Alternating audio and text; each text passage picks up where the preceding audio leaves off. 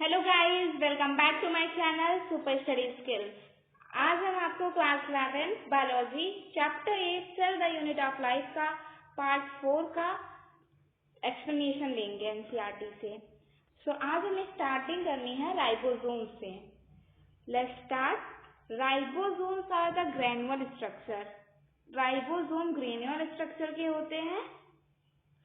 First object under the electron microscope, और इसे सबसे पहले इलेक्ट्रॉन माइक्रोस्कोप के अंदर देखा गया था एज अ डेंस पार्टिकल्स, मतलब कि बहुत छोटे पार्टिकल, बाय जॉर्ज पैलेड। इसे जॉर्ज पैलेड ने देखा था 1953 में।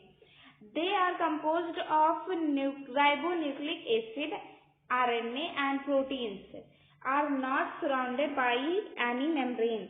और ये राइबोन्यूक्लिक एसिड मतलब आरएनए और प्रोटीन से बने हुए होते हैं और इनके ऊपर कोई भी मेम्ब्रेन नहीं होता है। The eukaryotic ribosomes are 80S। इन यूकैरियोटिक राइबोसोम जो होता है उसका साइज 80S होता है, वाइल द प्रोकैरियोटिक, और अगर प्रोकैरियोटिक राइबोसोम को देखें तो उसका 70S होता है। ईच राइबोसोम हैज 2 सब यूनिट। हर एक राइबोसोम के पास 2 सब यूनिट होता है, एक लार्जर होता है और एक स्मॉलर सब यूनिट होता है। द 2 सब unit of 80S ribosomes and 60S and 40S। 2 सब यूनिट्स जो होता है राइबोसोम्स का 80S का, उसको 60S और 40S में बांटा जाता है। वाइल द 70S राइबोसोम्स, और अगर 70S राइबोसोम को देखें तो उसे 50S और 30S में बांटा जाता है। और यहाँ पे S का मतलब है स्वेटबर्ग यूनिट, ये सेडिमेंटेशन कोफिशिएंट होता है। It is indirectly a measure of density and size. ये इनडायरेक्टली एक डेंसिटी या फिर साइज का मेजरमेंट बता रहा है। और both 70S and 80S ribosomes are composed of 2 सब यूनिट। दोनों 70S और 80S जो राइबोसोम है वो 2 सब यूनिट से मिलकर बने होते हैं। नेक्स्ट है साइक्लोस्केलेटन। इसके पहले हम राइबोसोम का डायग्राम देख लेते हैं। यहाँ पे ये जो स्मॉलर सब यूनिट है और ये लार्जर सब यूनिट है, इसी दोनों को यहाँ कंबाइन करके दिखाया गया है, तब ये जाके राइबोसोम बनता है। मतलब कि एक राइबोसोम के पास 2 सब यूनिट होता है, एक ये। Cytoskeleton an elaborate network of filamentous proteinaceous structure consisting of microtubules. एक अगर इलाबोरेटेड नेटवर्क देखे फिलामेंटस प्रोटीनियस स्ट्रक्चर का, तो वो माइक्रोट्यूब्यूल्स, माइक्रोफिलामेंट्स और इंटरमीडिएट फिलामेंट्स प्रेजेंट होते हैं साइटोप्लाज्म में, जो कि कलेक्टिव रिफर्ड करते हैं cytoskeleton. The cytoskeleton in a cell are involve in many function. इसका बहुत फंक्शन होता है। एज मैकेनिकल सपोर्ट, जैसे कि मैकेनिकल सपोर्ट दे और मोटिलिटी प्रोवाइड करे, मेंटेनेंस करे कि शेप ऑफ सेल का मेंटेनेंस हो। अब यहाँ पे ये जो फिगर दिखाया है ये बता रहा है सेक्शन ऑफ सीलिया फ्लैजिला, जो कि डिफरेंट पार्ट्स को शो कर रहे हैं। एक इलेक्ट्रॉन माइक्रोग्राफ है और डायग्रामेटिक रिप्रेजेंटेशन है इंटरनल स्ट्रक्चर का। यहाँ पे ये जो है ये सीलिया इसी में है, फ्लैजिला है, और इसके जो डिफरेंट पार्ट्स हैं उसको इलेक्ट्रॉन माइक्रोग्राफ में देखा गया है। वही है यहाँ पे डिफरेंट पार्ट्स इसमें दिख रहे हैं। ये इसमें ज्यादा क्लियर नहीं है, अगर आप बुक से देखेंगे तो उसमें ज्यादा क्लियरिटी आएगी। नेक्स्ट है ये जो डायग्राम है ये इंटरनल स्ट्रक्चर दिखा रहा है, तो इसमें देखते हैं। सबसे पहले इसमें क्या है, सेंट्रल माइक्रोट्यूब्यूल है और उसके बाहर ये इसका जो सेंट्रल शीथ है रेड कलर से, और ये जो है रेडियल स्पोक है इस पे। नेक्स्ट है प्लाज्मा मेम्ब्रेन है, ये पेरिफेरल माइक्रोट्यूब्यूल है, इसे डॉपलेट्स भी बोलते हैं, और ये इंटर डॉपलेट्स होते हैं, ये ग्रीन कलर का जो रिप्रेजेंट हो रहा है। अब हमारा नेक्स्ट टॉपिक है सीलिया एंड फ्लैजिला। सीलिया इसका सिंगुलर फॉर्म होता है सीलियम और फ्लैजिला इसका होता है flagellum. Are hair like outgrowth of the cell membrane, इनका हेयर लाइक आउटग्रोथ होता है सेल मेम्ब्रेन का। और सीलिया क्या होता है, स्मॉल स्ट्रक्चर होता है जो वर्क करता है लाइक ओर्स, जो कॉज करते हैं मूवमेंट और आइदर द सेल, ये सराउंडिंग में फ्लूइड होता है। Flagella are comparatively longer and responsible for the cell movement, flagella लंबे होते हैं इसके कंपैरिजन में और रेस्पॉन्सिबल होते हैं सेल मूवमेंट के लिए। The prokaryotic flagella also possess flagella, prokaryotic bacteria जो होता है, सॉरी यहाँ बैक्टीरिया था, बैक्टीरिया जो होते हैं वो पॉजेस करते हैं फ्लैजिला, लेकिन दीज आर स्ट्रक्चरली डिफरेंट, लेकिन ये स्ट्रक्चरली डिफरेंट होता है किससे, यूकैरियोटिक फ्लैजिला से। The electron microscopic study of a cilium और द फ्लैजिलम, जो इलेक्ट्रॉन माइक्रोस्कोप स्टडी से पता चला कि ये जो सीलियम और फ्लैजिलम है ये दिखाता है, मतलब ये कवर्ड होते हैं प्लाज्मा मेम्ब्रेन से। देयर कोर कॉल्ड एक्सोनीम, और इसके जो कोर होते हैं उसको एक्सोनीम बोलते हैं, जो पॉजेस करता है a number of microtubules running parallel to the long axis. Axoneme usually has 9 droplets, axoneme के पास यूजुअली 9 ड्रॉपलेट्स होते हैं, रेडियली अरेंज होते हैं, पेरिफेरल माइक्रोट्यूब्यूल्स में होते हैं, और एक pair of centrally located microtubule होता है। Such an arrangement of axonemal microtubules, इसको रिफर करते हैं 9+2 एरे। और सेंट्रल ट्यूब्यूल जो होता है वो कनेक्ट होता है एक ब्रिज से और इसे इंक्लोज करते हैं सेंट्रल शीथ से, जो कि कनेक्टेड होता है एक ट्यूब्यूल से जो पेरिफेरल ड्रॉपलेट्स पे हो बाई रेडियल स्पोक के हेल्प से। देयर आर 9 रेडियल स्पोक्स, और यहाँ पे टोटल 9 रेडियल स्पोक्स होते हैं। Peripheral droplets are also interconnected by linkers, peripheral droplets होते हैं, डबलेट्स जो होते हैं वो इंटरकनेक्टेड होते हैं लिंकर्स से। Both cilium and flagellum emerge from centriole like structure, इनका सेंट्रियोल लाइक स्ट्रक्चर होता है जिसे बेसल बॉडी बोलते हैं। यहाँ तक समझ में आ गया। नेक्स्ट है हमारा centrosome and centrioles. Centrosome is an organelle, ये एक ऑर्गेनल होता है जो कि 2 सिलेंड्रिकल स्ट्रक्चर होते हैं उसके पास, और इसी को सेंट्रियोल्स बोलते हैं। ये सराउंडेड होते हैं एमॉर्फस पेरिसेंट्रियोलर मटेरियल से। Both the centriole in a centrosome lie perpendicular, सारे सेंट्रियोल्स जो कि सेंट्रोसोम में होते हैं वो परपेंडिकुलर होते हैं।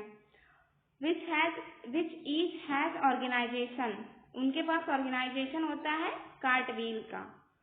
दे are made up of 9 evenly space peripheral fibrils of tubulin protein, ये 9 इवनली मतलब स्पेस पेरिफेरल फिब्रिल से बने होते हैं ट्यूबलिन प्रोटीन के।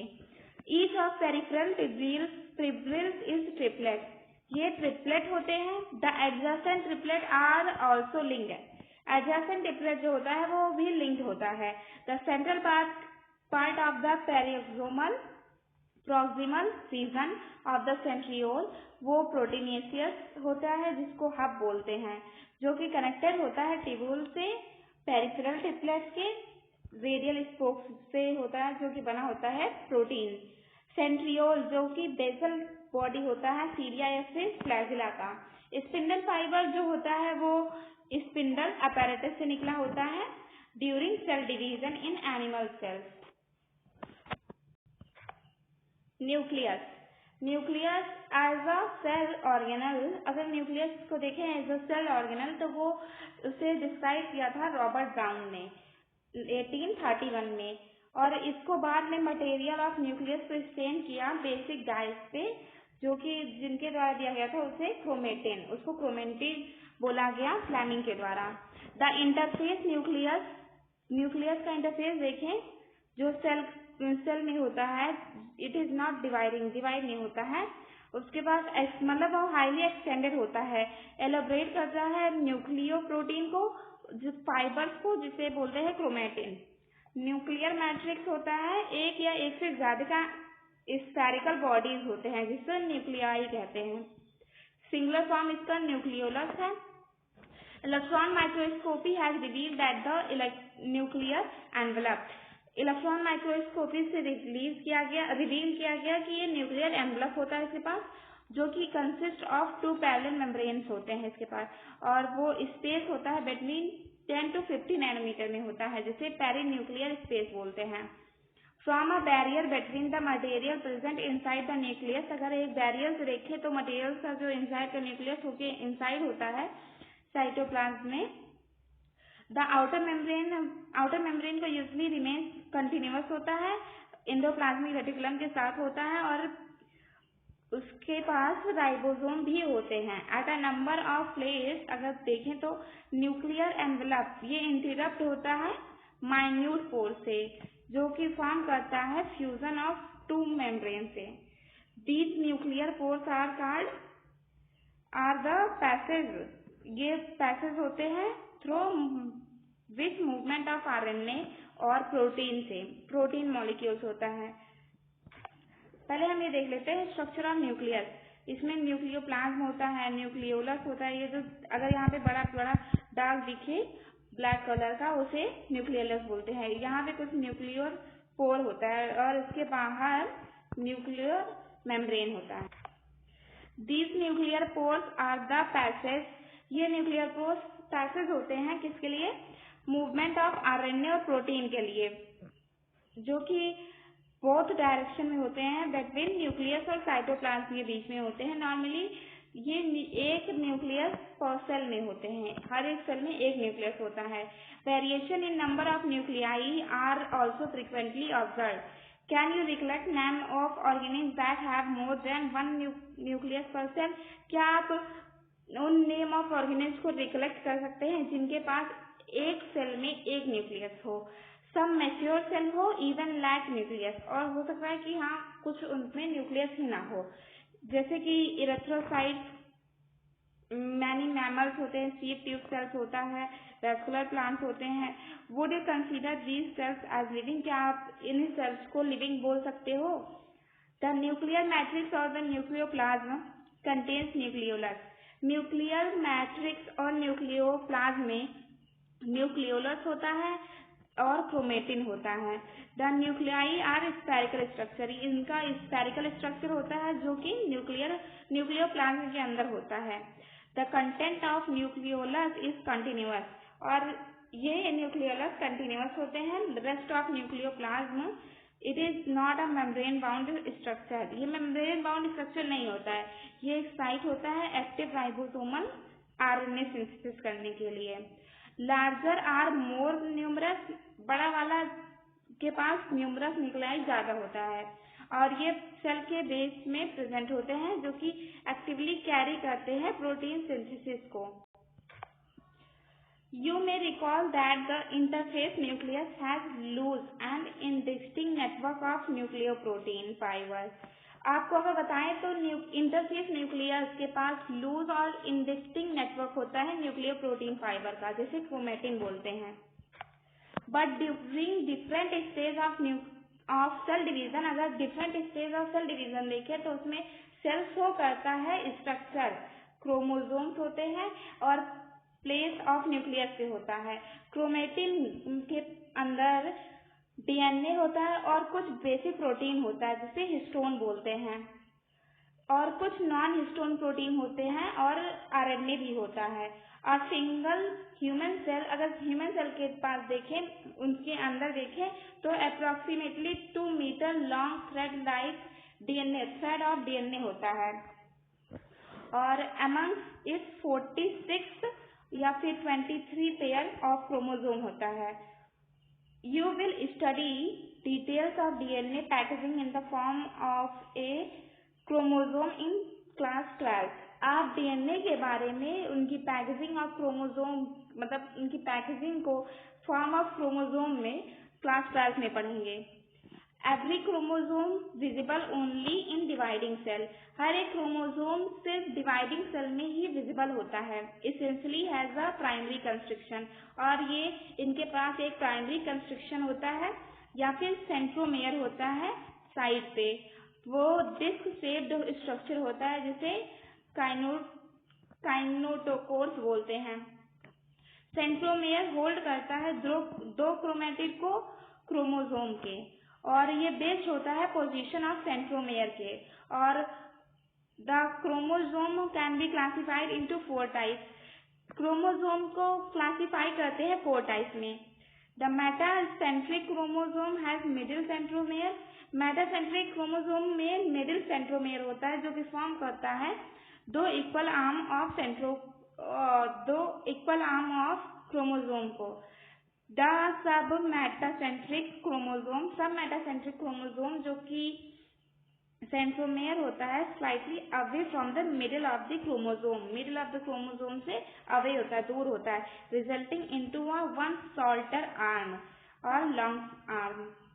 In case of acrocentric chromosome, अगर एक्रोसेंट्रिक क्रोमोसोम को देखें तो उसमें सेंट्रोमेयर सिचुएटेड होता है क्लोज, मतलब पास होता है, इन फॉर्मिंग होता है, एक्सट्रीमली शॉर्ट, बहुत छोटा होता है, और सिर्फ एक बहुत लंबा आर्म होता है।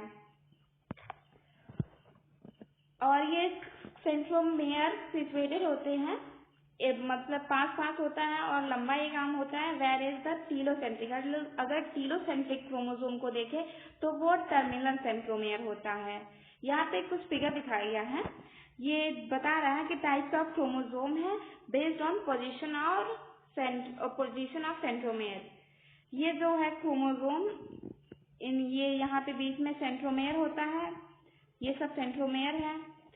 ये इसका लॉन्ग आर्म है, ये शॉर्ट आर्म है, ये शॉर्ट आर्म है, ये सेकेंडरी कंस्ट्रक्शन है, ये सैटेलाइट है इसमें।